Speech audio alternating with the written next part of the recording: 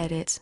Okay, well, welcome to Toronto with Thanks. your first English language film. Yeah. How was that for you? The beginning was difficult because my English wasn't really great, and you know, the things getting better and better when you practice. Yes, well, so far so good. I'm understanding everything you say.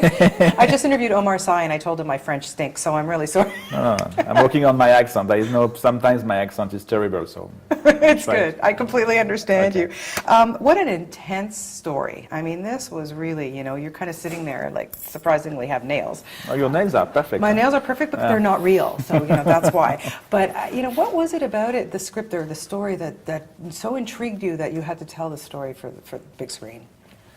When I get the story, when I get the script, Yeah. when I get the script, I understood immediately that it was made for me. I just finished my first feature film, really radical, really dark, not really accessible. Mm-hmm. It was at the TIFF 3 years ago, Yes. and it was a good success at the TIFF. And I wanted to do something more accessible, brutal, dark, but more accessible.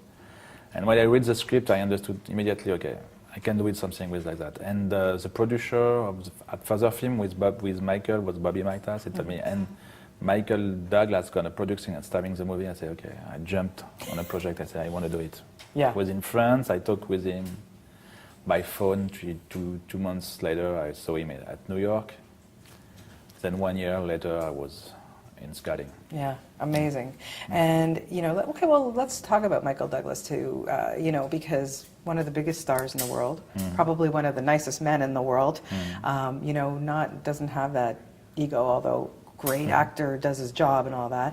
But when you look at his performances in the past, you know, and of course Wall Street, of course, comes to mind when you see this film because it's the money, the power hungry, you know, was that important to you to have him play this guy because of the parallel, you know, of his other role? It's like, I think Michael Douglas doesn't want to make the same job.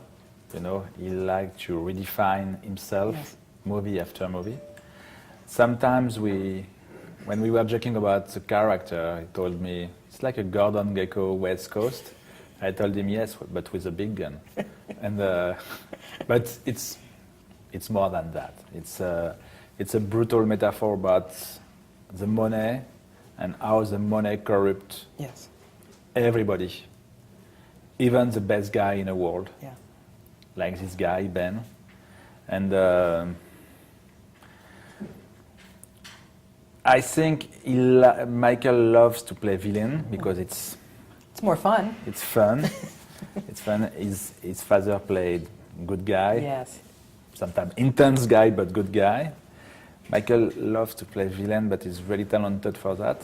And he's always different. If you see Wall Street, if you see, I mean, to me, in Fatal Attraction, Michael is a little bit, he's weak, so he's villain, you know? Yeah. And it's really subtle, you know? And in this movie, he plays a sadistic villain, not a pragmatic villain like Gordon Gekko. Right. Gordon Gekko is a pragmatic. Money is all about for him. Yeah. In the rich, money is really important, but there is something more. There is a guy, he's blow up his mind after maybe 1 hour, and he's very dangerous, sadistic. Yeah, you're right. That makes him way more dangerous. Exactly. And you know, was there anything when you started to work with him that really surprised you or impressed you about Michael Douglas? Yes, I was impressed because I grew up with a lot of movie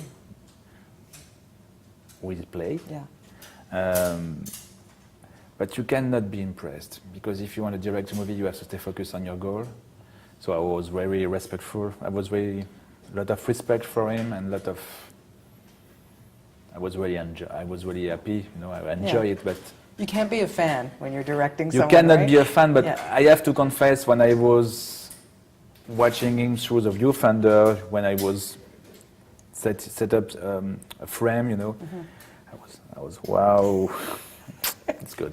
Am I really here? No, it's Do good. I really no, have it's his- good. It's really good. Yeah, and Jeremy Irvine, I wanted to talk a little bit about him because, again, you know, here's, you know, we see him in Warhorse. He's grown up. And he's done other things.